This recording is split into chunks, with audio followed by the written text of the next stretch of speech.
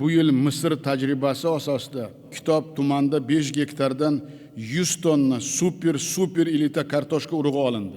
Ushbu davlatdagi elchimiz Qilichev agar hokimlar kartoshka urug'chiligi uchun mos keladigan yer va mahalliy hamkorlar belgilab bersa, Misrlik investorlar buni 1000 gektarga yetkazishini aytayapti. Misrning Daltex korporatsiyasi tuproqqal'ada 2000 gektar cho'lni foydalanishga kiritish va pivot usullarini ishlab chiqarishini yo'lga qo'yish taklifini bergan. Yunusov, Rahimov, Qilichev 2 oyda ushbu loyihani boshlasin. Misrning yana bir yirik kompaniyasi gepatit C virusiga qarshi dori vositalarini O'zbekistonda ishlab chiqarishini yo'lga qo'yish tashabbusini bildirgan.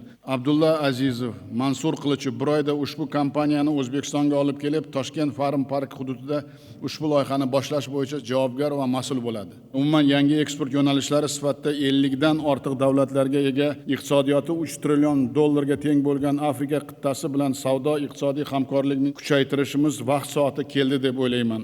Buning uchun Tashqi ishlar vaziri o'rinbosari Madrahimov, Usmanov, investitsiya vaziri o'rinbosari Gulyamov, Misr va Qatardagi elchilar Qilichev, Xadjayev Afrika mintaqasiga mas'ul bo'ladi.